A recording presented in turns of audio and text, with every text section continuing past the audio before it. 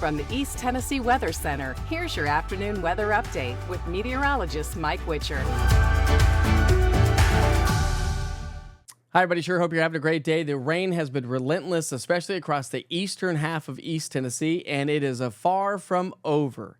We have a lot more rain, and we have a lot of wind on the way. So give me some time. This is going to be a long-form forecast, so you get everything you need to know.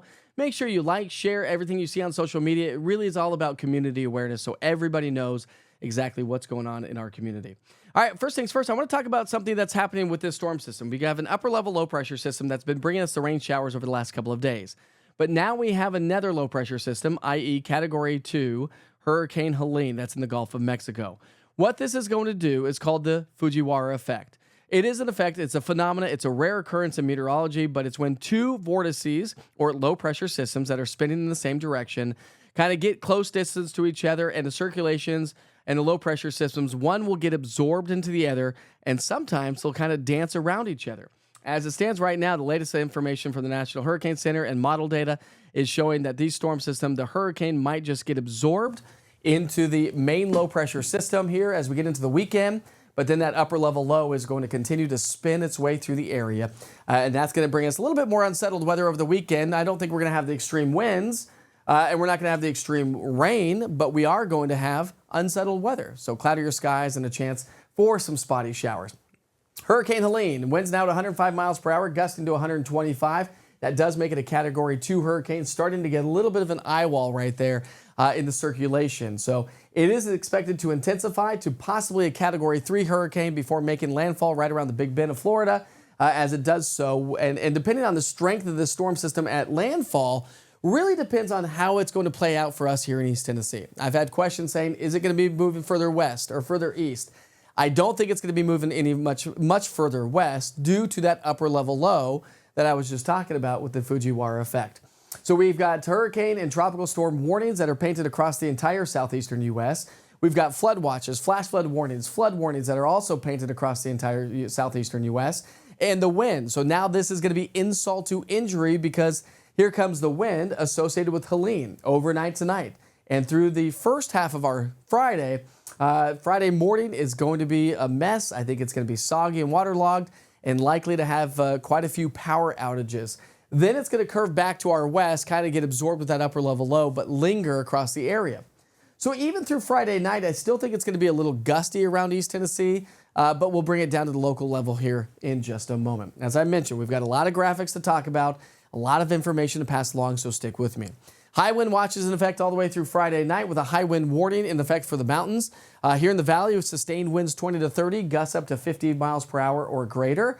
In the higher elevations, we're talking about 30 to 40 mile per hour sustained winds with gusts upwards of 70 to 80 miles per hour.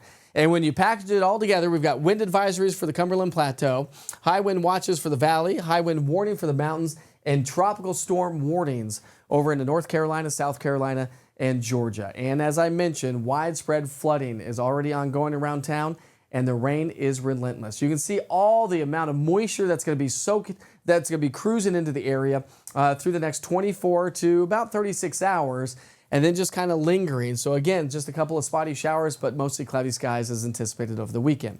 Over the last 2 days, you can really see where the heaviest rain has fallen. It's been along 75 and eastward, where places have picked up anywhere from 3, 4, 5, 6, 7 inches of rainfall. But the Western Valley, the Southern Valley, and the Cumberland Plateau has not seen as much rain so far. But as I mentioned as well, it's far from over. I want to talk about some rivers. And if you're joining us from Newport, Cott County, we've got a couple rivers there, the Pigeon River and the French Broad, that when we get this kind of a rain event, it floods, right? But this is a problem. Right now, the current is 5.52 feet. But the forecast has changed drastically from what we were talking about earlier this morning. We're forecasting to make it to 18 feet by Friday night. Major flood stage is 12 feet. We're going to be pushing 6 feet over major flood stage, and that is going to present a problem. We also have another river to talk about, the French Broad. Current stage, 10 feet. Forecast, 23 feet, which puts it 3 feet over major flooding. So Newport, Cott County, major flooding is expected. We also have the Nolichucky River in Embryville. where we forecast crest is 15.5 feet, which puts it half a foot anyways, below the moderate flood stage. And we also have the Clinch River above Tazewell. Forecast is 14 feet, which puts it right there in the minor category, but close to moderate flooding. And subject to change as the rain continues to come on down. So here's your future cast. We'll pick up our timeline here through the day today. The rain is going to continue all the way through 7 o'clock here tonight, where we'll add an additional 1 to 2 plus inches of rainfall for the eastern half of East Tennessee. The western half will pick up anywhere from a quarter to maybe upwards of an inch or so, but continuing overnight tonight.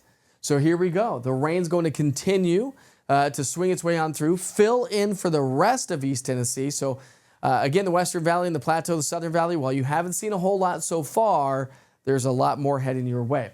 So just through tomorrow morning and through tomorrow afternoon, we'll start to see the rain slowly subside around the area, but all the way through 7 o'clock tomorrow night, we're likely to add an additional 2 to 4 plus inches of rain in some locations. This is not great news. Great news for the drought, not good news for the flooding, the flash flooding, and then, of course, the impending wind that is going to be heading our way. So we talked about your future cast for Friday. Let me just show it to you again as we will start off soggy and windy. The rain should subside throughout the day on Friday as the low-pressure system races off to our north and northwest. And again, we're going to see a lot of rain over the next 2 days associated with this. Now let's talk wind for a second. I've had a lot of questions on social media about the wind. If you're up against the foothills of the mountain counties, expect winds upwards of 50, 60, 70, 80 miles per hour of wind gusts. Not sustained, but wind gusts. The wind will really start to increase overnight tonight into the sunrise hour. Here's 7 o'clock Friday morning. Center of circulation is going to be swinging its way on through. Very strong winds associated with that. Winds are going to be gusting anywhere from 30, 40 to 50 miles per hour in the valley. Even stronger winds expected across the higher elevations.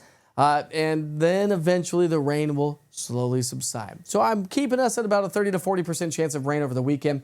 Sunday, I actually may bump that up. Let's get through the next couple of days, but Sunday may come up in rain chances as the upper level low, the remnants, if you will, start to move their way on out of here. And I think that will add a little bit of instability and a chance for a few spotty showers. Temperature-wise, we're going to be in the 70s and low to mid-70s for the most part over the next 7 days. So we're going to be at or even slightly below average. Remember to download the East Tennessee Weather app. It's your one-stop shop for weather right here in East Tennessee. It's everything you need to know for weather here at home. The interactive radar gives you current, past, and future radar. Push notifications from the National Weather Service, from flash flood warnings, to flood watches, to high wind warnings, and everything that the National Weather Service does, plus your daily forecast weather updates, which is what you're watching right now, unless you're watching on Roku. Well, it's still a weather update for the afternoon. Your next weather update is going to come up at 6 o'clock here tonight, but I will be doing a live weather update at 6 p.m., so join us. I will send a push notification to the East Tennessee Weather app to have you join in. You can join in on the app. So Roku TV, Amazon Fire, YouTube. Go smash and like that subscribe button on YouTube. I'm on easttnweather.com, the East Tennessee Weather app. I've got Mike Witcher TV Facebook page along with the East Tennessee Weather Facebook page. No excuse not to get your weather from a trusted source as we head through the rest of this event. We sure hope you have a great day. Travel safely. It is a mess out there. We'll see you soon.